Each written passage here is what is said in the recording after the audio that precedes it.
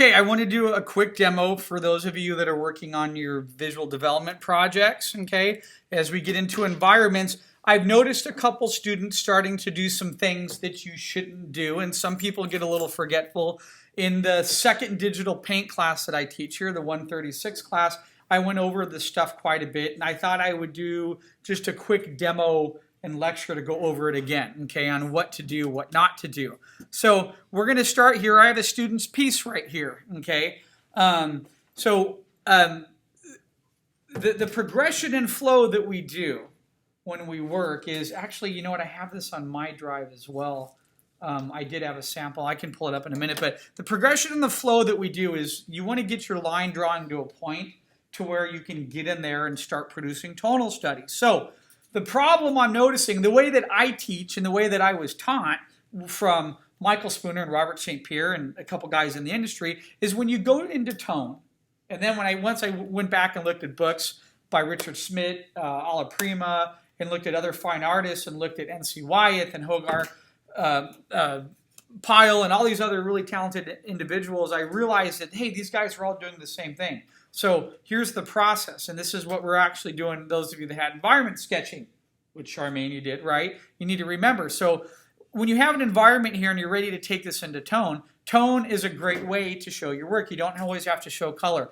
Tone can express a lot about mood. In fact, when I was working professionally for 16 years, every single time I would show my work, I was never asked to do color. I never was. Because as a layout design, that was what the art directors did, or that's what the color stylists did, unless I was in a position of development. But even in development, a lot of times, they just want tone or they want simple marker roughs, okay? They don't want you to get into really super duper complex color. That's not your job because your color theory might suck. So here's the problem that I noticed the other day. Some of you guys are forgetting the process. What you really want to do is take your line drawing right here and produce 4 tonal studies on it.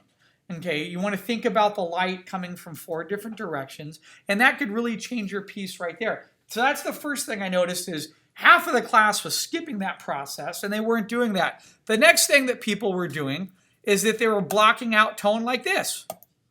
They were putting tone in layers, which is a good and a bad thing. It's a good thing if you do it right. The problem is we never start from a white background. Why? Because that means you have white highlights in there already, and it deters the eye, it creates too much contrast, and there's nowhere to really work. So I thought what I would do for a demo today, I'm going to take this drawing that Charmaine gave us here, I'm going to go over and do a couple little tonal studies. When I do tonal studies at home, yes, sometimes I could spend 30 or 40 minutes into a study and put a lot of time into it. Sometimes I spend 10, 15 minutes just to get an idea of where the light is. So let me quickly discuss and this is something like I had mentioned, I noticed from a lot of students doing this.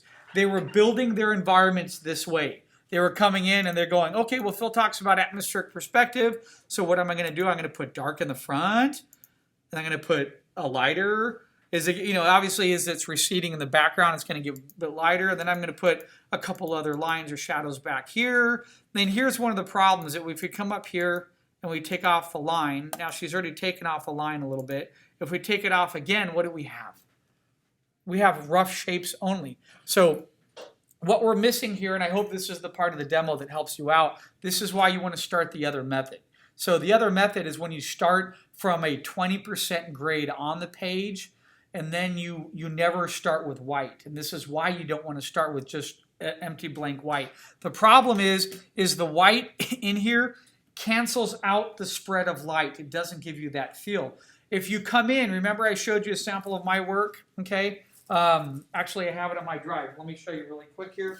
Give me 1 second. I'll grab my drive. Of course, I don't have it. Or my bag tipped over. Hold on. Okay. I don't have it with me. I apologize for that. Oh, here it is. It's right in front of me. Duh. Okay. I thought it wasn't here. Man. See what lack of sleep does? Okay. So what I'm getting to here is what you want to do is you want to be able to paint the light in. That's different because if we do this method right here, it's going to prevent you from seeing the actual transition of light. So we're going to talk about that subject in 1 second here. Let me pull my drive up. So what is the transition of light? Okay, what are we talking about there and why is that important? So give me 1 second here. let me open up my image here, and I think it was this. Oh no, that's not that one. Mech Paint, new fonts, reference. Of course, I don't think I brought the Photoshop. Why am I looking at it this way? Let me look at it this way. Let's see what I have here. Samantha scale, no, but produced. New font, Mech Paint. I think I deleted it, but I have something here regarding labels for Andy.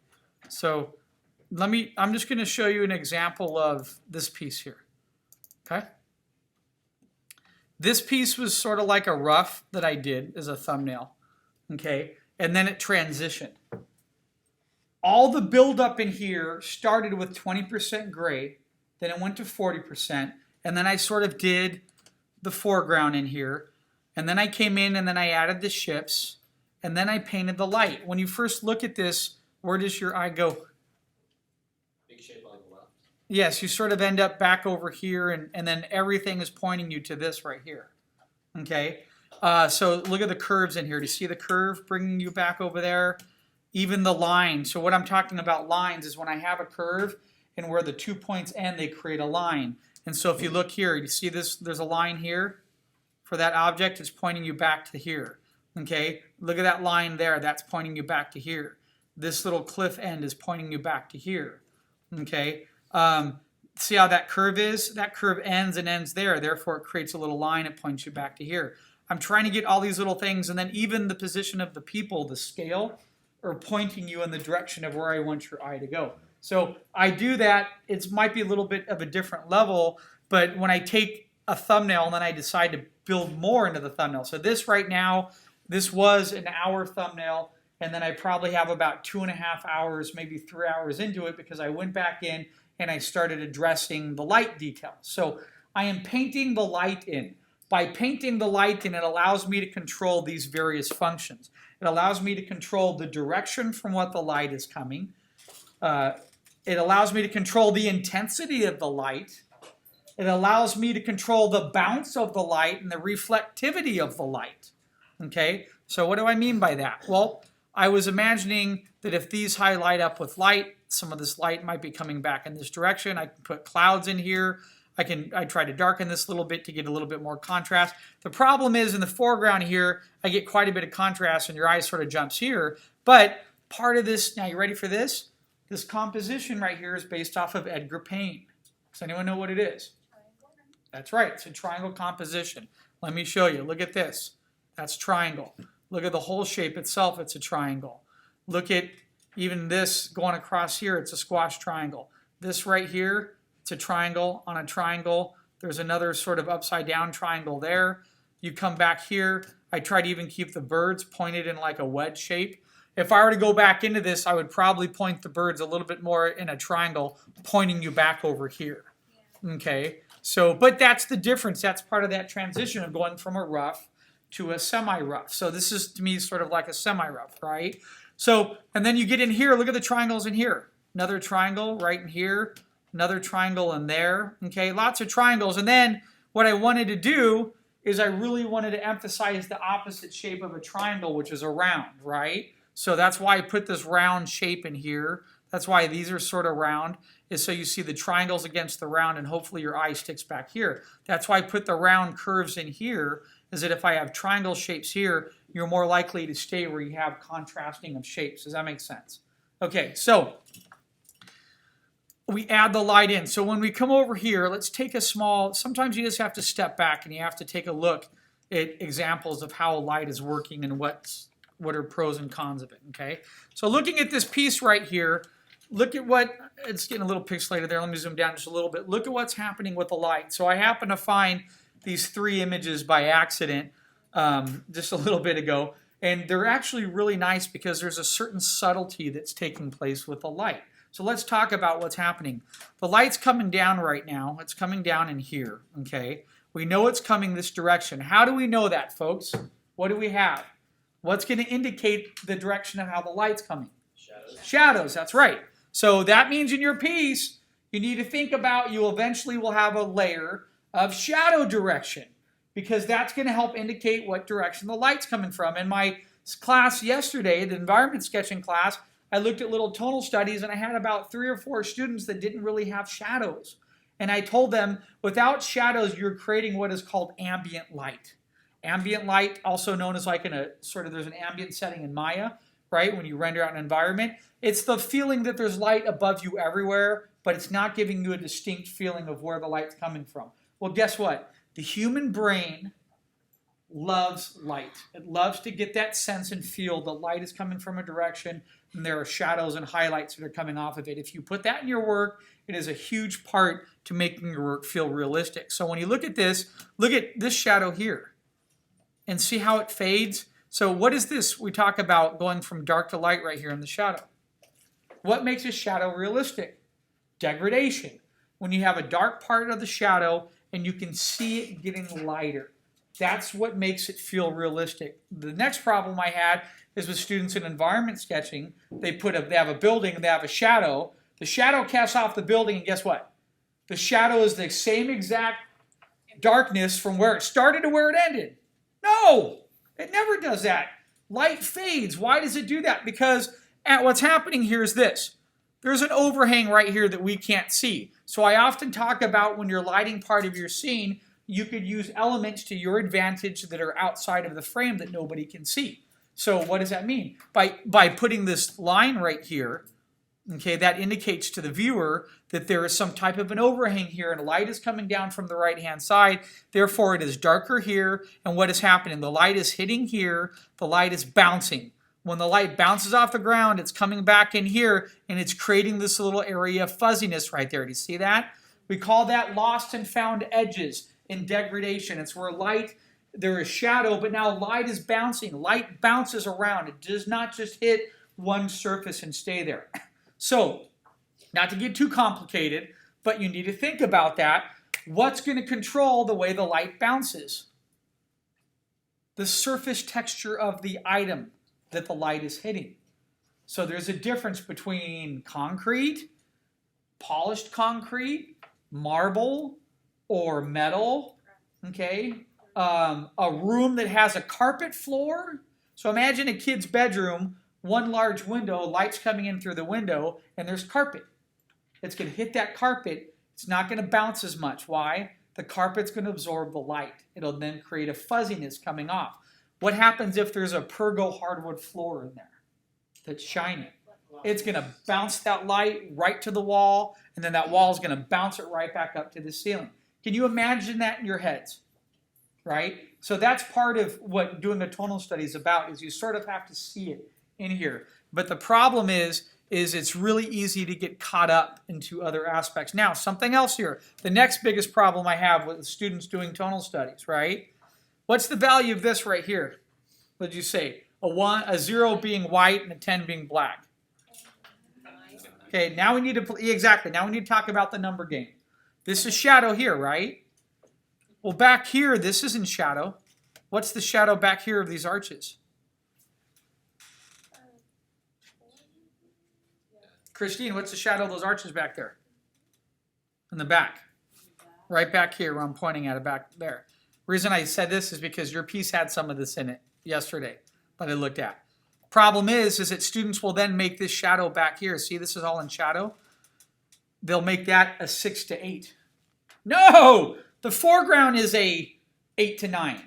You would never have the back. So what's the distance from here to here? There is a dedicated distance in perspective of what? 50, maybe 60 feet, right? So the light back here, this is going to be in shadow. This is going to be much more diffused for two reasons. One, it is facing the angle of the light. So if the light is coming down this side, the light is going to bounce and it's still going to be in shadow, but now it's even going to make it lighter because it's going to have more bounce and reflective light inside it. Rule number one. Rule number two, atmospheric perspective. It's further back in distance, it's going to be lighter. Those are two key things to keep in mind. Let's take a look at this composition right here. Another light study. Okay, so we have light coming in right here, right? Look at how bright the highlights are right there. How come the highlights are super bright there but not on the ground? The texture, that's right. The texture right there of that ground is a rough gravel / crappy concrete, mud or dirt, right? that looks like it's made out of marble or some type of stone, which means it's probably been buffed or polished. One thing I can attest to when I go back to Greece to visit family, okay, Greece has marble everywhere because they have an abundance of it in the mountains. So you know what they do? They pave everything with it. They don't pour concrete on city streets because concrete's expensive. Do you know what they use? Marble. There's marble all over the sidewalks. You're walking on marble. It's not polished, but it's still marble and it's white. It's not glossy yet, but it could get glossy. But then when you walk into an apartment building, all the stairs in the apartment building, marble. Everything's marble, right? Every bathroom, marble. Everything. Marble's everywhere because they have an abundance of it. It's cheap. It's no big deal to them. They cut it, they use it down, and they place it on top of concrete. It saves them a lot of money, right? So what does that mean? You could tell that surface right there, look at the highlights there compared to the highlights here. That's the way the light's reflecting. Number one, how do we even know where the light's coming from? Because of the shadows. We have shadows casting from here, and look, there's a little bit of a shadow there, and then it fades off. Look at this shadow going across here. Now look at here. So would it not be a smart decision? Look at the darkness of the shadow from here to here. That's because the direction of the light coming in, that's this top pillar casting the light down to here. Then as the shadow spreads, what happens to the shadow as it goes across? It gets lighter and it starts to have degradation. And it's doing that because light is coming through, bouncing up. Aha, light bounced. What did it hit? Boom. It hit the sides of the pillars. And by the way, I love lighting pillars. You know why? When light hits it, students always screw this up too. When light hits a pillar, it wraps around the pillar going downward. So do you see that curve right in here? Like that? Students will put it the other way. It hits the corner and then it wraps around the pillar coming down, and it gives that illusion, and your brain looks at it and knows that's real. So when you're looking here, you have a direct highlight right here, and so then the light that hits here bounced up to here, comes back, and then it hits the top here. So this is a secondary reflective light. You see that? That's a primary hit right there. So what's the primary read right there? What number is that? It's a 1. That's a primary read too, but that's not a 1 in value. Why? Because we talked about that because the texture is much darker and it's dirt. Dirt isn't as reflective, right? How about this though? Look at that light, sheening little highlight right there. That's a bounce light. You're getting like a good 2, maybe a 3 in there, a little light. Well, guess what happens then when light bounces? It comes back and it reflects. You see the little reflection right there? It's hard to see on the monitor. I could see it, yeah. Might try to get the monitor to match what I see on this monitor. Excuse me, the projector. But I can see it right there. Do you see that? There's an ever so slight, tiny, basic highlight. Aha! So what did we just do? We just talked about some basics of drawing, which let's go back to this. So what happens? What do students do? They overcomplicate things, and they have a tendency not to think about the basics of what was happening. Okay, so we have a simple sphere. And when we look at the simple sphere, we have light coming down. People call that, everyone has a different name. Some people call it primary. Some people call it, it's called the specular highlight, which is the brightest highlight. Some people will call it highlight number 1. I worked with a guy in Maya who taught me a little bit about lighting. He would talk about 3-point lighting systems or 4-point. And I'm like, what's 3 and 4-point lighting system? He goes, well, 3-point's the minimum. You basically have specular light coming in, because Maya doesn't figure this for you. You have to put lights there. It can in different mental ray modes, but in basic rendering, you have to put the lights there to indicate how the light is bouncing. So we have light coming in this direction, correct? That's your specular. Then we have light that hits down here and does what? Bounces back. That light that hits right here and bounces back creates that right there. Do you see that? That's a blend between, it's not quite specular, but it's killing part of the core shadow. So you have the dark side where no light is hitting here. That's the core shadow. That's where Darth Vader lives. Just had to say it because it's the dark side, right? So that's the dark side, right? Light's coming down here. Boom, it's hitting that surface. Boom, it bounces back. And it's going to do it closest to the point of contact. Notice up here, we don't have a lot of light hitting up here. Why? Follow the arrow of light. The light's coming down here. Boom, it hits here. Boom, it bounces up this way. It's going to hit this part of the round surface first. That is what's closest to the light that's bouncing, okay? Then after that, you get a little bit of this highlight right here. Do you see that little highlight going along the back side there? What part of that is you also have light coming back here and light's also bouncing back. Some people call it reflective light. Some people call it bounce light. It's up to you. So in that Maya 3-point lighting system, you know, this guy was working with Ed. He used to tell me, he worked at DreamWorks for quite a while, and he was like, it's really simple. You have your key light, and you have a bounce light and like a fill light. Okay, fill meaning like a light that fills part of the volume of it. So you have the key specular, so that was the key specular, the fill light that grabs the rest of this, and then you'd have another light in the back that creates that little reflective area right there. So you notice that on little studies like this. You have your highlight, and you come back here, you see that little bit of white that separates that shadow from the cast shadow. That's that type of reflective light coming in there. Or you can say the word bounce light. I like bounce because to me, light is bouncing all over. And that's the way I prefer to look at it. Is it basically, the way I think of lighting is light is a beam. Light is coming through and it's hitting different objects. Now, we talked about this in perspective. Depending upon the direction of where the sun is in relationship to the earth, we have different types of lighting effects, right? We have parallel light, where light's coming down because the sun is so far away. But then if you look in the early morning time or in the evening time and the sun is in our picture plane, it's so far away, it's creating a radial light point, which is basically the shadows and the light sources radiating back to one point, okay? That's important to know because if you do a day piece and your shadows don't look correct, the drawing's going to feel incorrect, okay? Let me see if we can talk a little bit about this one really quick here. Another really cool piece. What's so great about this? Light's coming in through the window. Look at how dark that picture frame is right there. Or excuse me, window frame. Why is the window frame going to be dark? Well, that's the first contact with the light. So what's hard about this is you still have some of the rules of, this is why this composition is important to look at. You still have some of the rules of atmospheric perspective happening in here. But now you have the light coming reverse. The light's not going with you. So I just mentioned something really key there. A lot of conceptual artists and environment artists will have a tendency to light their scenes what is the easiest way to make atmospheric perspective work, which is, you know, going from dark to light and introducing the light somewhere in the back. In this particular case, we have a room that is much darker right here, and it is getting lighter, but now the light source is coming back this way.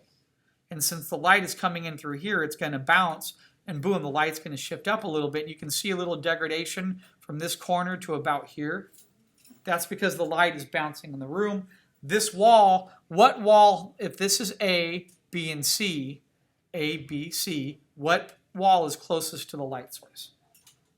C is, and then B is. So that's why C is going to be a little bit lighter, and then it should get a little lighter, and then it'll go back to dark. You're going to have an automatic tone degradation happening inside that room, okay? So, when we look over here, we see the light coming in, boom, it hits here.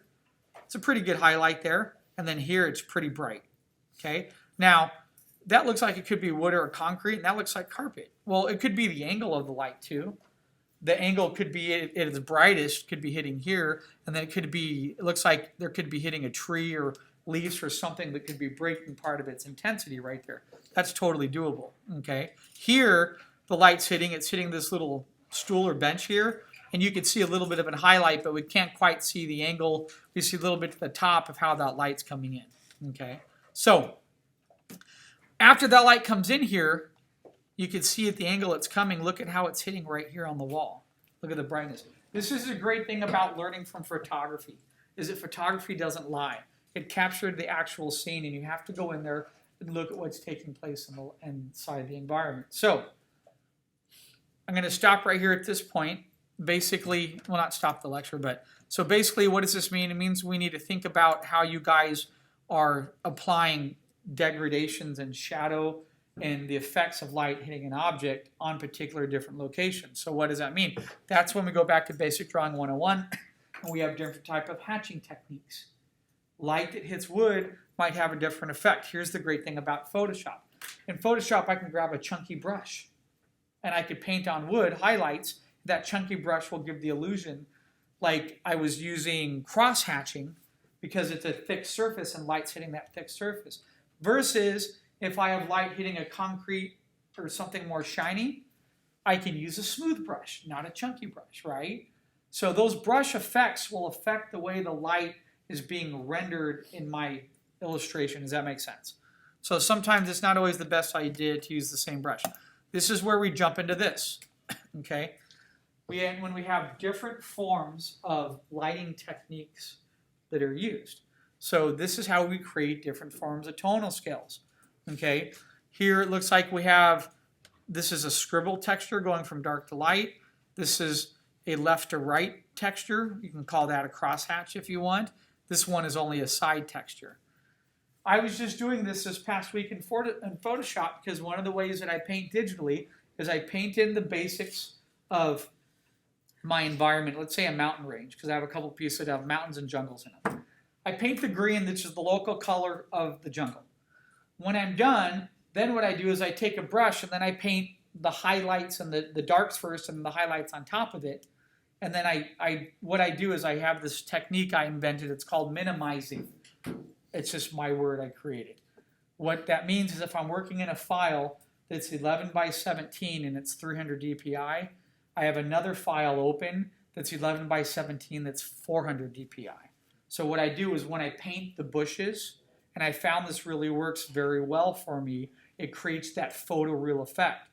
By painting the bushes of the dark with the highlights on them at 400 dpi, when I copy and paste that into my 300 dpi, it's large and I have to scale it down, and it now scaled down all those pixels and makes them very crisp, and I can put that right over my area and it looks like a photo.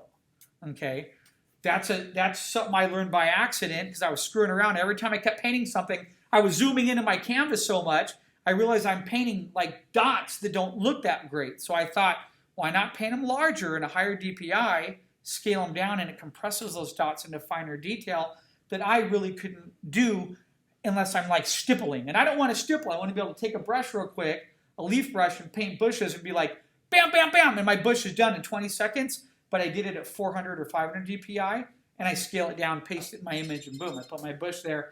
Then I have my layer. Does that make sense? You guys following with me? Then I have my layer options to adjust that bush. I can put the bush on soft light, hard light, overlay. I can put I usually drop the opacity of the bush to get it to blend in. You follow with me? Right? So that's a different approach. So back to this. I do the same thing then going over with a brush. Photoshop has some great smudge brushes and other opportunities that I can go in there, and then I can start chopping up my paint so everything doesn't feel so pixelized and rendered. Well, guess what? In my show that you guys get to come to on Saturday, I've been getting more and more into matte painting. So I have one piece in there that's basically like 50 photos, very high-res photos of waterfalls and waterways, and I wanted to see what I could pull off with blending in types of images. And then I have other stuff that's more painterly because it's always a test for me working digitally. I'm always trying to figure out how to push the boundaries, how do I find a style, what's something new I can do, and that's sort of the same genre or area that you guys should be working in. So anyway, back to this. The importance here, we have light coming down, so you want to paint your light in. Don't leave space for the light. That's the big no-no, okay? So that's how you need to think of it. Imagine in this environment if an eclipse happened and the sun was gone right now. What would the tonal value be of that environment? That's how you start. Then you come in and you paint in your sun or your light, okay? So let's go back here. Let's jump back here and take a look at Charmaine's piece here, okay? Actually, you know what? No, I was going to show you another piece, but I had some things that people haven't seen, and I'm just going to leave them in the show. I'm horrible at holding a surprise because I love, like, look at, I did this drawing, you know what I mean? It took 8 hours and I didn't sleep, and, you know, I was high off of my wife's tea, which is loaded with caffeine, right? Okay, so let's go back to Charmaine's here. So the problem here, Charmaine, that you're having is you've basically did the block-in of 1, 2, you have 3 values. This method works for markers sometimes, but it doesn't work when we're getting into tone. So what is the best thing to do? This is how we start. You have your line here, right? The best thing for you to do is to create a layer, put a layer down here, and what I'm going to do is I'm going to come over and I'm going to select this, and I'm just going to fill it. So when I fill this layer before I start, the first thing I ask myself is, what type of day am I going for right now? That's how I start all my paintings. So if this is an early morning time shot, I might leave the value where it's at right now. Why? I'm still going to add whites to this and highlights, right? If this is a nighttime shot, I just come up here and I might darken this down to about here. Why? It's nighttime. If this is midday, I might decide to come in here and do sort of this type of thing, okay? So the importance of doing this, so you're part right on what you did, but the problem is now if you put these down on here, aha, you've done one thing that's changed everything. Now you get to paint the whites in. You get to, and what is, by painting the whites in and the highlights, what does that allow you to adjust? Allows you to establish intensity of the light, where the light's casting, the bounce of the light, and the reflectivity of the light, right? Allows you to establish all those things by painting them in. Now, the only one thing I need to do is, I'll notice on this right here, you have a white in there. See that? Back there. So what I'm going to do is I'm going to just select this layer really quick. Okay. Uh-oh. I'm selecting the wrong one. Which one? Here, I need to label my layers because we have the same layers with the same name. So I'm going to select this layer right here that you would call layer 1. So first off, first rule here, I'm totally confused because Charmaine's got stuff everywhere and layers, and I don't know how it's labeled. You have to have a little bit of progression in your flow. I mean, put the frame, it's on top, put it on the top layer. You know, move the frame, label it. So I come back in here, let's look at this. So this is, I'm going to label that. That's going to be not layer 2. That's going to be FG for foreground. This right here, that's going to be my midground. Now, if I'm working in my Photoshop and I'm zoomed into something, all I have to do is right click and I can see what layer I'm on and what's happening here. So now I come down to layer 1. I don't even need that. Well, that's just the color of the canvas, so I can leave that. I'm going to call that BG main. That's the main background color. And you know what? I hate white. White sucks. So what I'm going to do, white is for highlights. White kills your environment when it's there. It's so bright. Your eye's looking at this, and it's all this contrast on the right-hand side. You don't need it. So take off the lock, and let's go to select all. Let's click the brush here. I'm just going to go a little bit lighter here, and I'm going to fill that. There. Now I have gray. Oh, it's such a relief not to have something that's so dark. It's so much easier to look into the piece. That's why sometimes I prefer black. Or what I do is I just crop around the frame and then I adjust it on Photoshop. You know what I'm talking about? So this is what I mean by that. I'm going to come in here right now and take my marquee and I draw over this right now. And I'm just going to tell it to crop. So come down here under Edit. Where's the image crop? There it is. Image crop. There. Now I've done that. Now what I can do is I can right click on the back layer here and I could tell this if I want it to be black. I can tell this if I want it to be gray, light gray, and it's so much easier to work on. And then here's the other thing, if you didn't notice this or realize this. So right now I can't move in here, right? But if you hit F once, now it allows me to fully move around in the file. It keeps my tools. It breaks down my brushes the way that I like to work. So now I don't have to be zoomed in all the way. But it's touchy because some people work like this, but then you lose your tools. But here, look, I can't move in this. I have to zoom in one more level to have full ability to move. So you have to get used to that, and sometimes it's really easy. Just hit F. I can move around any size, small or big. And the reason why I do this is I tend to be focused at this part of the screen when I'm working. On my setup at home, I have another monitor on the left here, and it creates a little bit of glare on the left-hand side of my monitor, so I don't usually paint on this side. Everyone I know tends to paint here in the middle. Okay, so now that we have that done, I'm going to right-click here. Let's go to this layer right here. Okay, that was our background. So I'm going to select all. Let's grab that color. Boom. And I'm going to hit Fill, Edit, and Fill. Okay. All right, that didn't work. Let me figure out what's going on there. It's on your midground. Yeah, so there's another. Let's see here. I should have checked. This is why. So that's line. We need to label all the layers here because it's going to be really confusing if they're not in the right order. So that's another line here. And I understand why you have two, so you can adjust them. So we have foreground. Let's just turn everything off. That's the easiest way. So that, see what's happening right here? You have multiple values on there. You have something sort of in the midground going to the background. Now you can't make any adjustments in the background. You're creating a layer catastrophe because you have things not just separated very easily on the layer. So what I'm going to do right in here is I'm going to come in. Uh-oh. Is it plugged in? Nope.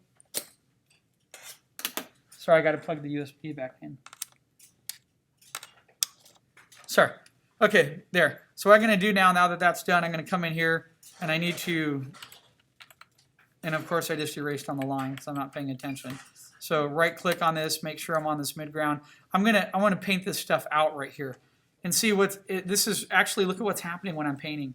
You have so many things on different layers right now. You're creating a total headache for yourself to get in here. See this? You have part darks, but you don't have part of that. So I need to just go in here, take all this out, and make it simple. So if you kept working on this and I didn't intervene and say anything, you would really get to a point where you'd be like, look at that, I'm erasing and and getting a weird gray on the back, and it's all this. You have things on multiple options here. We can't quite figure out what's on what.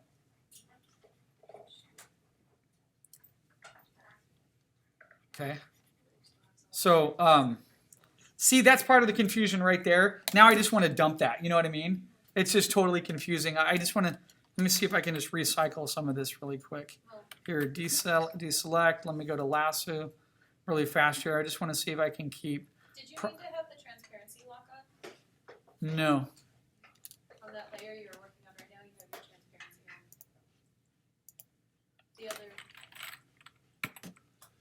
I don't want any of them on. That must have been. Other instructors use this machine, so I wonder if I have a couple other hotkeys on here. Everyone's changing them. I noticed the other day my brushes were gone. So that's still messing with me. So what I want to do is, this layer is, so I have everything turned off. Let's just go down to the, see, it's so hard to see. See, you have whites, you have grays, you have a second gray, you have this. You're literally going to make your head explode when you don't have to, right? It's just way too complicated. So give me a second. Let's just get in here. I like that tone, though, that you have. I just, look, you even have white on the trees.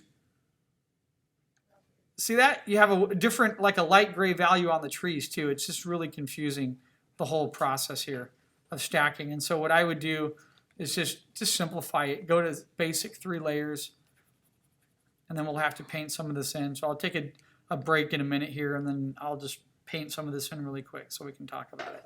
But again, I might just do it rough. So I have 2 values there. I don't want that. I like this value here. So what I'm going to do is just, you can swab that color. Make sure you get that in there. Here, it's that gray. I like that. Okay, done. Erase this.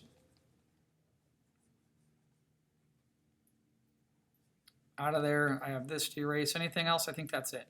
It looks like it's all one value. Now I turn on the darks. Now I come back here. Okay, so that was another one. So what I'm going to do is I'm going to call that BG1, like it's the very background level 1, and then there's going to be another layer on top of that. I'm going to call that BG2. I know I put a V in there, but don't worry about it. So now on BG2, now I could come in here with my brush and let's take this guy here. And now I'm going to paint in that value that you had. So I just save yourself the time and keep all your values on one level for right now until you decide to commit, compress them all, and then get in there and basically start working. So let me get this blocked in here. See, now look, see that? That's a problem. There's something there. This is where you create the headache. Now I need to go find out what layer is that on. So that's another light value on your midground. You didn't even realize you had all that there, did you? So all that's creating, see, now I can't paint there. Now I have to go back to that layer and I have to erase that layer to get that to fit on. And this is where you end up spending a lot more time because you have so much chaos happening in all the layers. You don't know what is what. Now I'm going to come back here, click on that. And this, you see how fast I did that? I just basically click, super click. Oh, I can't talk. Super fast. And I can come in here and now paint, and it's all. Now look at that. See that? There's another white highlight in there. So now I got to go back to that layer. So this is that. I mean, this was sort of a good example because you have all these things on different layers. You're getting highlights, whites, highs. I mean, and it's creating, now I'm bouncing back just to simplify it, and it's still a pain in the butt. I don't even want to know what layer that's on. But that's the very BG one in the back. Okay, so let's come here. So what I'm going to try to do, now this is something I like to do. This is about closing the lines. If you wanted to save yourself time, you could come up here to your line layers really fast, and you could select that line layer, and you could select in here. I like the wand though. Someone else was messing with this. Let's see if I get the wand, because I can adjust settings. So sometimes also what's confusing is you have two different line drawings on here, right? You have that line drawing for that, and then you have this line drawing for other lines that aren't part of the main line, right? Oh, my head is melting right now because I can't figure it out. Let's just make life a lot easier. Let's just take these, boom, turn them into one layer. Yeah. It's so much easier now. Because if I want to get rid of a line, I could just erase it. I'm not overcomplicating my life with all this stuff, right? So look, come back here. Let's select this. Let's try what I was going to do. I was going to come back into the line and see if I can't select areas and fill it real quick. But it's not acting the way that I want. And part of that's because some of the lines aren't close. So what I'm going to do, let's drop this down, make it a little bit lighter so we can see our lines. Let me pause the recorder. I'm going to go in here and paint some of these out really quick. Okay, so 1 second. And we'll hit pause, or let's hit stop. Okay, so what we did here is I went in and I fixed a couple of the layers here. So let's take a look at what we have now. I'm going to take off the background layer here. Okay, so we have a dedicated foreground now. You see that? Separate foreground, boom. We have a secondary that's in there, okay? Covers part of this branch, that's fine. And then we come back in here. We have sort of a third. Then we come back and we have the light trees in the back, right? This is why you want to keep things on separate layers. Is now that I've done this, this is the easy part. I let the layers do the work for me. So how do I do that? Well, right now it looks like there's a lot of light back there, right? I don't like that. That's easy. All I got to do is come back here now. I select this layer right here. Let's take the lock off of it. And that's off. And all I have to do is I go to levels like this and boom. I can now darken that background. Aha! If I darken that background, the trees in front of it are too light. So I have to do the same thing there. I'll come back here. I now darken those trees up a little bit. Aha, like that. You see what's happening? Okay, so now this gives me full flexible control to easily go through the levels and to be adhering them. See this? I can now darken and lighten. Look at how I just changed the feeling of that light in there, right? I did it really quickly. Let's say now doesn't it feel a little bit more like midday? Okay, now what I should have done is, let me go back a couple steps.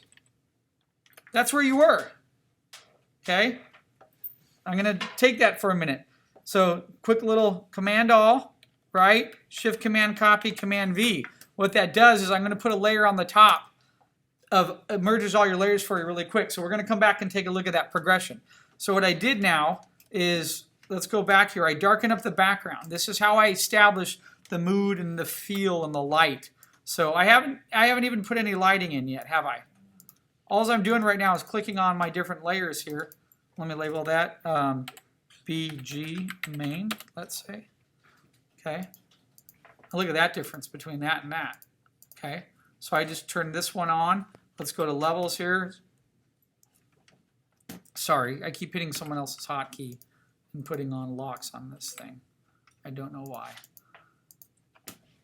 Right click, there we go, BG main. Okay, so now let's go here. So that's a little too light for me. So I'm gonna push it up a little bit more like this.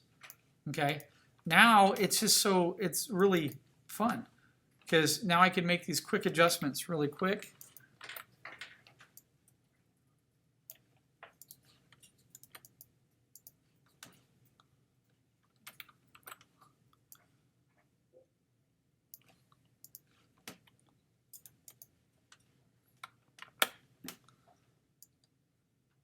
See the difference there? So now I can go in here and now I can imagine where light's coming from and I can start to block it in. The other, what I need to do too is I need to address, I have a couple little sloppy areas here, so let me figure out how I'm going to do that really quick. So when I come in here, some of this brush didn't put down paint at 100%. That's the benefit, that's okay. That's why you put a background layer like this on. You have a background color and then that color will fill in. Or you can take this and just double it a couple times, duplicate it. See, it makes it much thicker. And I just merge those together.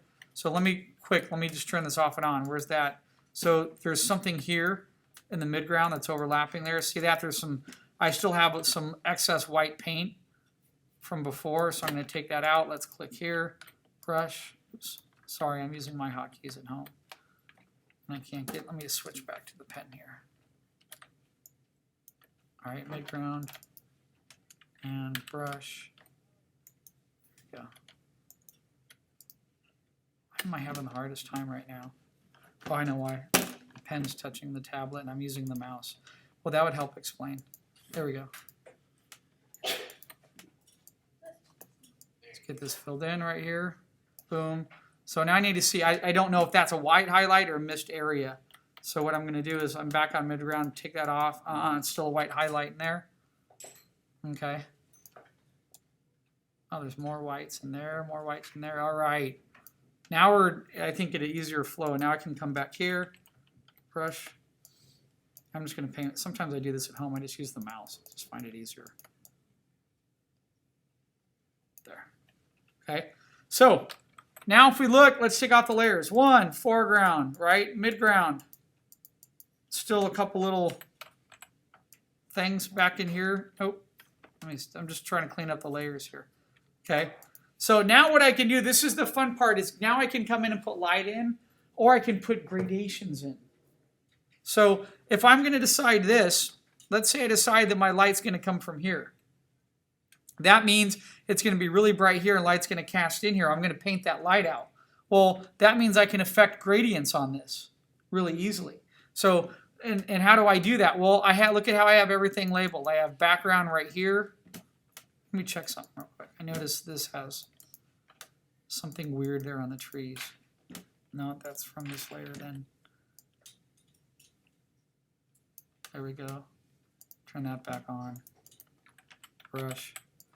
Okay, so Charmaine, I hope you've learned so far from this little demo. Rule number one is that you have to have these values structured on layers. It saves you so much time. Foreground, midground, we'll call this MG2, midground 2. And then I'm going to come back here and let's call this BG1. I always label in ones like this in BG main. So now I have a simple, it's an easy progression for me. Let me block this out right here.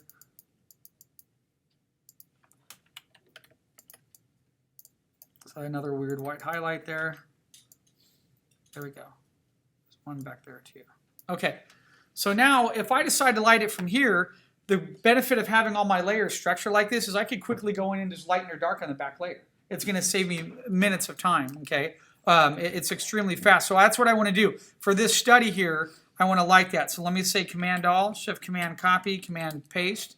What I did is, hold on a minute, what did I just do? Technical difficulties.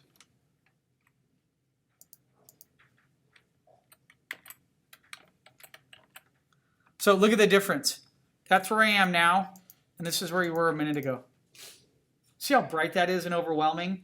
And if I open up the file again, we would be back where you were with just all the whites coming in that like flooded the whole piece, okay? So now that that's done, I have these 4 values in here that I could easily control. So what I do is, I don't know what this layer is right here. That's your line layer. We labeled that one, okay?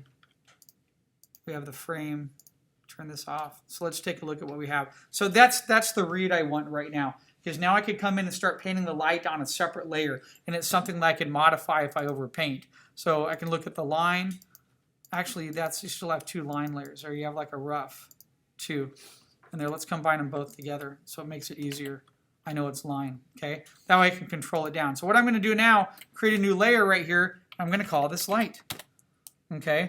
And anything in terms of highlights or bounce light is going to come from this layer. So we talked about coming in here. I'm going to do this real rough, okay? We talked about having light coming from here.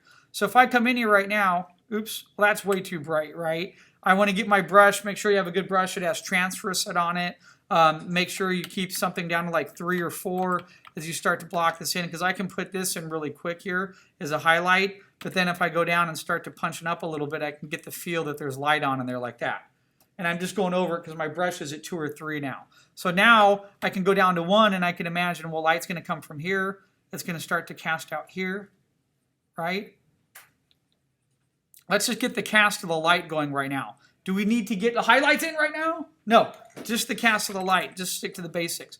Light's going to come here. Sometimes I like to do this very soft. I just hit 0.5. I went to 5% on the brush right now. Or you can adjust the flow. So I'm just going to come in here really lightly. That light's on. Light's going to come across. It's going to shriek through here. It's going to hit part of this. Okay. Now with that light, the background color doesn't quite look right? It's too light. So now what I can do is I can quickly come in here and I can adjust those. So I have this set. I can go to levels. I'm going to darken up those trees a little bit more in the back. I'm going to come back here to this level. I'm going to darken up this a little bit more, like so, because I'm going for more of a night shot right now. So now I have to adjust the other 3 layers. I can even go a little bit dark because it's more woods. Aha, see that feel? Doesn't that sort of bring us in the same ballpark now? It's darker behind the trees, light's casting out, so I go back to my light layer, right? And now I'm just going to keep working on my light layer a little bit. I'm just going to get that, try to get that feel. I might come down here and think about rocks or ground, right? Well, luckily, if I go into my brushes here, I have a couple of different brushes that have some texture base. So here's a ground brush that I like to use, right? So problem is if I take that brush and I keep going across here to get light, what's going to happen? It's going to get that smooth, glossed over feel. If you take a, what do you call it, in basic drawing, let's say you have charcoal or you have graphite, and you take a, what do you call the little smudge, snubby brushes or the Stubs? Stubs, thank you. Snubs, I was creating my own little word there. So you take a stub, what's going to happen if you render out a whole entire thing in a stub? It feels glossy and bland. That's the same thing with a brush. You have to switch up brushes. So now what I can do really quick, one of my hotkeys is Command N. It's for new layer, and then I could quickly label the layer, and it saves me a ton of time than clicking on it. So now what I can do is I can take this. I'm thinking you have a rocky road there, right? Those rocks and the roads are going to catch some highlights. So now I'm going to come in here, and I'm just going to sort of put my brush at, let's say, about 4. See, I just sort of splotted around there. Okay, I'm going to undo that a little bit. I want to go a little bit, I want to have one nice one, maybe about 6. It's bright, like that. And then I'm going to come down to about a 2 or 3 and sort of hit it across as I go back into here. And then when I get back into here, I'm going to get a 2 or, oops, way too bright. Let's go like a 1 maybe, like that. So you see what I just did? I put a texture layer of white on top of the white spread. So look, see that difference? Now what I can do, here's the benefit of it. I can merge them together. That's my light layer so far. Now I can quickly go into my light layer, and what can I do? I can erase it. I can create more degradation. I can control the spread of light. So I can come in here with my eraser. I can go down to like 1%. And I might be like, oh, that's too bright, Phil. I'm hitting some areas here. So I'm going to take that off. Let's go down to like 1. I'm going to lightly pull that down. So I don't know if you can see it, but it's doing it very lightly. Hey, Phil. Yeah. Sherman wants to know if you can do her other environment too as well. You want the other one too? Okay. She's had in trouble as well, so. The other one? Okay, now look. So to see where I'm going here, so that's key light source 1, right? So let's create a new layer here. I'm going to call this light bounce. Okay, so where's my light going to bounce to? Well, first of all, I notice this layer is going over that branch. That's horrible. That's going to be to my advantage. Why? In any form of designing, overlap is awesome with shapes over other shapes. So if I come over here right now and I take my eraser, I'm going to erase that light off right there. You see that? But I'm going to show you another way. See how I just did that? This is the one great thing about working with the way I'm showing you. You ready? Everyone ready? I'm going to right-click on this layer, select all, V, hit the move button. I'm going to hit Control-H because I hate looking at ants. I'm now going to come back to the light layer, and then I'm going to hit Delete. And I just, you see what I did? Because all my layers are separate, right? They're just 4 simple layers. I took the selection of the dark, and the selection stays. See that? The selection stays. Then I just went and clicked the light layer and hit Delete, so I didn't have to go in and erase all the light out. I let it do it for me. So here's where it gets interesting, is since I did all my values on 4 separate layers, I can quickly make adjustments. So let me show you right now. Secondary light's going to come in here and be bouncing on these trees, right? These trees are going to have shadows, correct? So I'm going to right click on this layer right here. What the hell is that thing? I don't know why it's doing that. Anyway, I right click on that layer. It's MG. What the hell is that? Yeah, that's MG2. Should be right there. That doesn't feel like it's turning off, but that's okay. So all I have to do now, watch, I'm going to duplicate. So I'm going to come right here, not duplicate, excuse me, create new layer. I'm going to call it this MG2, and then I'm going to call it shadow. Sorry, I missed the 2. Now that I have that shadow there, all I have to do is select all V. See what I just did? I selected all the trees. I'm going to Control H to hide them. The selection's still there, right? Now I'm going to touch the layer where I'm going to paint the shadows on. And here's the great part. Now I go back to my brush. Now I'm going to pick a brush that has texture on it like this. And now I'm going to darken. I'm going to pick a darker color like this. I'm going to go down to about a 2 or 3. And nothing's happening. Why not? What's going on here? You have to Are you, deselect. yeah, do you still have Oh, the ants? no, I have it there. It's just, I just noticed the brush is on 10%. No, something, hold on, there's something in the layers. Something's not right. I did it there, see that? But why did it do it so? You know what, maybe it's the brush. Let's do it again. Select all, V, and there it goes. Now I have the selection done. I'm going to click up to the layer above. Okay, it might have been the brush. Let's try another brush that has a little bit more grit on it. This thing has there's a couple in there. This one's one of my favorite. Ah, there it goes. So it was with the brush. That was a light texture brush, so it wasn't reading that well. So what I'm going to do right now is keep this down about 2. But see, I hide the ants. The ants bug my eyes. But see, everywhere I'm painting, I'm just doing a stipple technique with my brush right now. I'm painting the shadows on. You see that? But the selection's doing the work for me because I just selected the layer where I put the tone. It's half the battle. I'm not having to go in there. I can just select. Even better than that, what if I wanted to do this? What if I want to go dark to light and I come over to G and I could just go to my gradient tool and I'm just going to go boom and throw a gradient across. Okay, look at that. It just did half of the work for me. The gradient tool just created a light shadow going across to a darker tree on the same layer. Right? Okay, now I'm going to come back in and keep doing what I was doing before. I'm going to go back to my texture brush. So, question, if the light source is here, light's casting this way, the texture on the tree is going to fade a little bit. This is going to dull down because the tree gets darker. It's away from the light source, right? Right. So now what I'm going to do is come in here, grab another texture brush. Actually, that's my greasy oil brush. Let's take this guy here. See what this does. Okay, I was going to hit some more darks in there.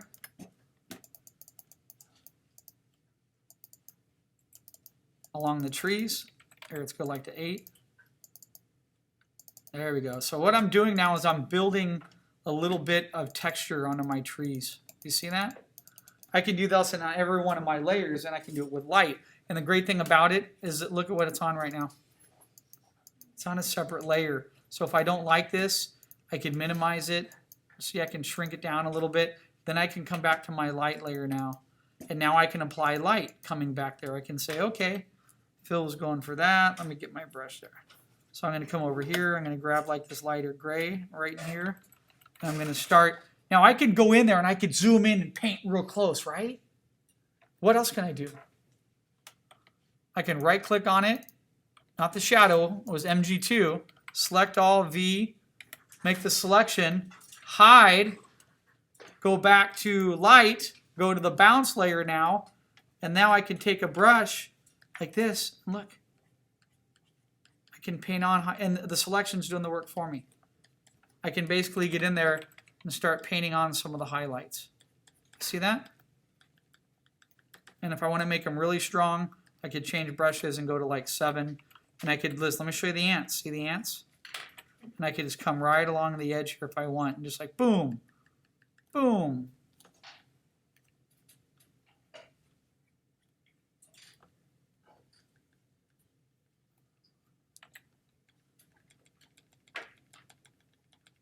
Okay, see how quickly I did that? To get that in there? And if I deselect now, I took the ants off. It's just on a separate layer. It took me a matter of seconds to do that highlight right there. So I don't want, this video could keep going on because you guys know I could keep rendering this and getting more and more into it, right? I could keep developing it, but let's just take a look really quick here. This needs to be darkened. That's a little too light. Actually, I sort of like it being a little lighter because I like the main back here to be a little bit darker, okay? So where am I at right now? Levels. I want to darken that a teeny bit more. In the back there. There we go. Okay. Oh, I just totally noticed the monitor looks totally different than... I'm sorry. Come up here and look. No, it's totally different on my screen than it is on the projector. It's so much darker right now. But do you get the sense of where the light is right now? So really quick here, I'm just going to, real fast, I'm going to go back to that light.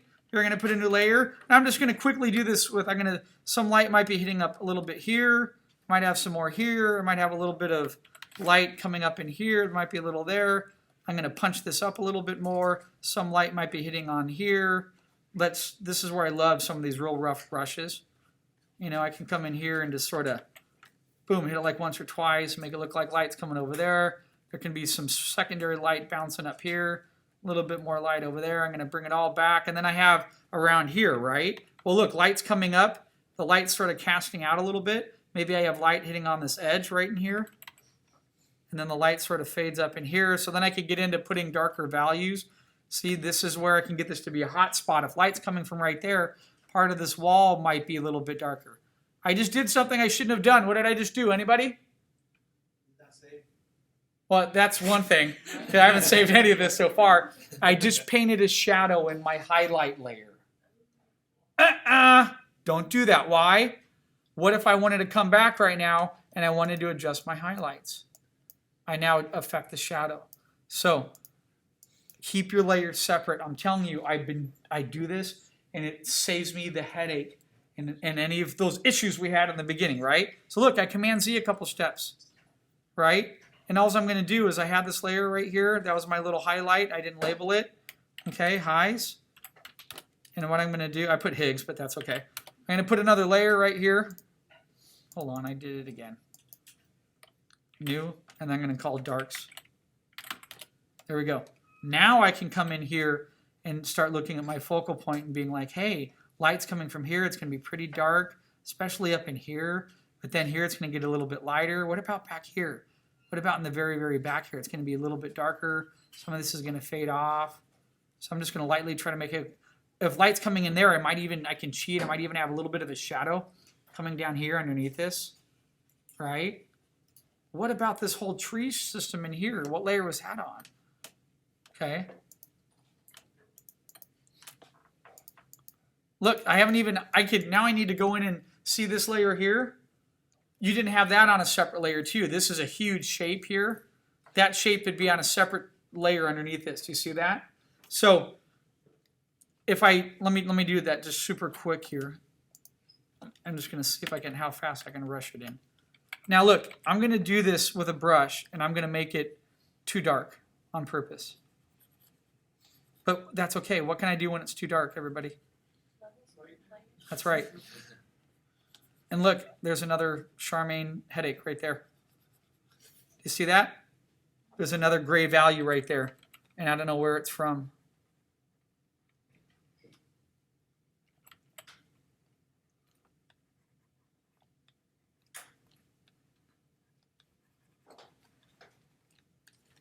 Let's right click, let's find out. It's on this back layer, so I need to erase it real quick. Excellent. Okay, so now let's just look at my layers, right? Now I have that tree on a separate layer. And the great thing about getting that guy in there really quick,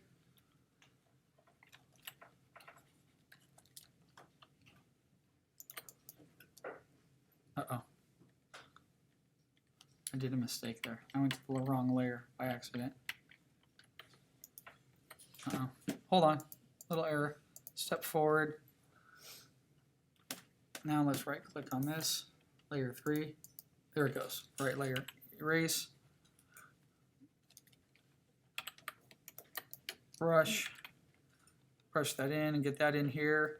Okay, the reason why I want that all in right now correctly is then I could select it and do the shadows on that tree really fast and highlights. So if I have light coming from here hitting all this, what's some of that light going to do, folks? It's going to bounce back and hit some of theirs. So when I come back to my lights, let's look at all the lights I had. I had the key light. I had some bounce light coming on those trees. I had some more. So I'm getting a little bit too much light. I'm going to merge these two layers together now. Okay, and then what I'm going to do really quick is check it out. I'm just going to select this. Layer 3, select all, V. There, it's selected.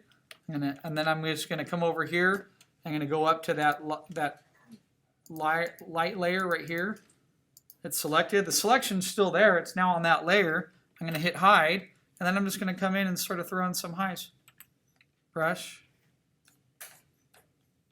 Oh, I can't paint highs in dark gray. Uh-oh. Is that good? No. Just making sure everyone's probably falling asleep. Bill's been lecturing for 40 minutes. Do the little stipple thing if you have to. You can do this. I do it all the time. I get something locked in, and then if I don't like it, I can smudge it. I can smear it around. Well, how do I smudge it? I can go into tool presets. You have to be careful there because you do have smudge can crash something. But what I do is sometimes I just paint it in really fast to look at it, and then I come back with my trusty eraser, and then I just do this. I just put the eraser on like 1, and then or 2, and I just lightly erase some of those highlights.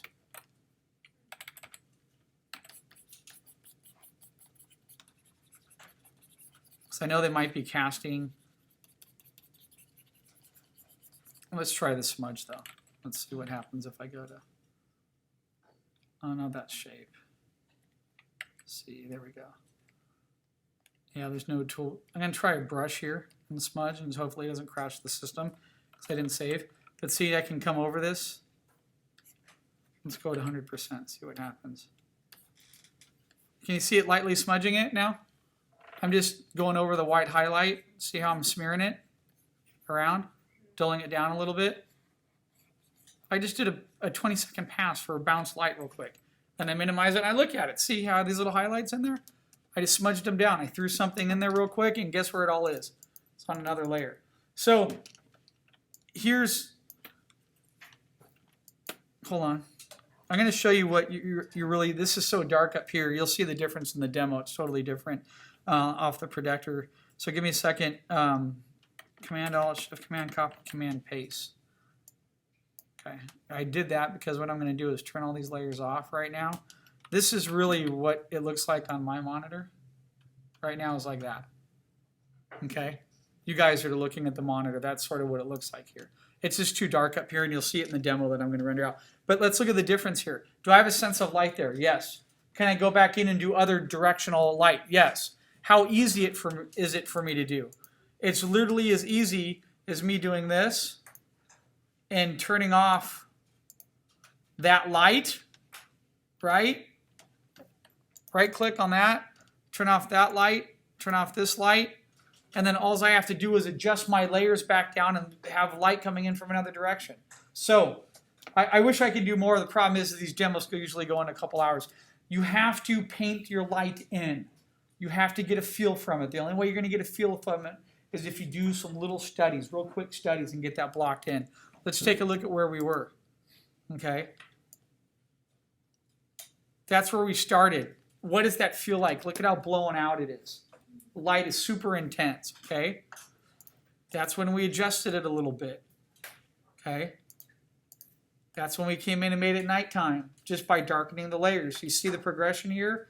It's such an easy, fast way to work. All I have to do now is if I wanted to come in here, if I turn all these other layers back on, and I'm like, oh, okay, I'm going to get rid of these lights, or I might label them and move them out. Let's go for lighter time of day. I select the background here. I go to this. I lighten it up quite a bit. I get that light. I select the back trees here. I'm basically, by doing this, working in just a couple simple layers, I'm controlling the feel of the time of day. Oh, look. I don't like that texture on that tree anymore. I can take it off. See that? Then I can go back to the original layer and I can lighten that up.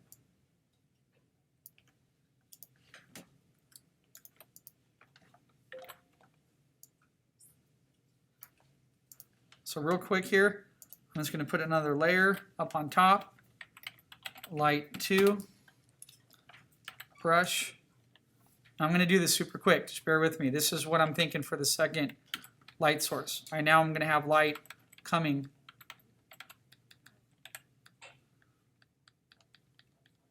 hitting from here.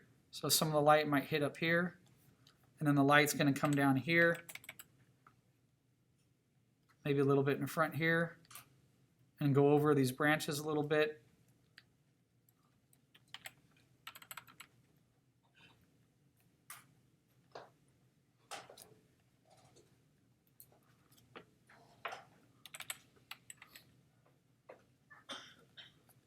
I might put, now, personally, pros and cons of light rays. You ready? What are the pros and cons of light rays? Anyone? If you overuse them, it doesn't look right. Okay? However, though, there's a couple places where you always see light rays. I've mentioned this before. Does anyone know? Where do you always see light rays? Forests, bushes, where light has to penetrate through things. Lots of dust. Have you ever been at home and like your dogs or someone did something or hit a pillow and you're looking at the window and there's all these little dust particles in front? So anytime you have dust, lots of dense canopies or whatever. So I don't want to darken that too much, right? I want the light to be coming through,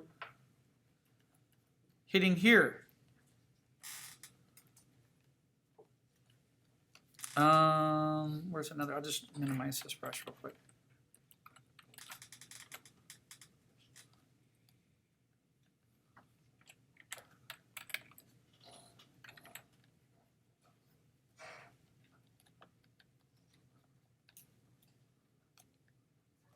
Okay, how long did that take me?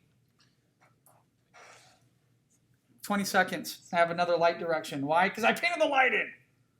Right? So I have that now. Now what happens if I turn off that and I go back to the other light? I can still use the other one. Maybe it's early morning. Okay? What's the very last step you do?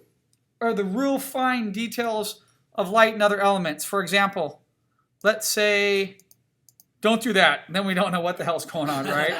Okay, it's too much chaos, right? Okay, so what are some details? If I have this light selection right here, I come back here, new layer. I usually call this a detail pass, since I do it at the very, very end of the piece. What a detail pass might be is this. Let's say, hold on. Go down here, I have too many brushes. Right here. Let's say there's a lantern on the front here.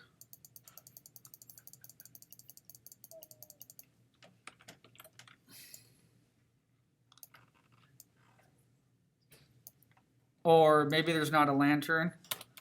Maybe that's that would work better with a nighttime shot, right? What if light's coming through here?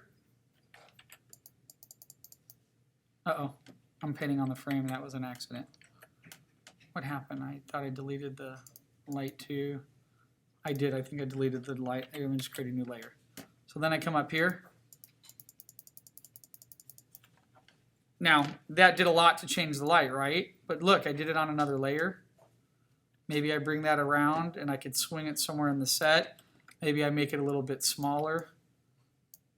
Maybe it's coming through that little part of the tree there and I see that little circle. See what I'm getting at here? Little details. Maybe that's, okay, hold on. Maybe that's not it. Maybe I come in and maybe I throw some clouds in there. Clouds. Get to the chopper. Okay, so, or dust. You know what works great? I have some really cool dust and water brushes. And I found out that water brushes does dust fantastic as well. So I'm on that detail layer, right? I'm going to put a D there. So let's say I want to get a little bit more of an airy effect here. Let's try with white a couple times. So I could take some of this white and maybe come across a little bit in here and punch it a couple times. Not too much though,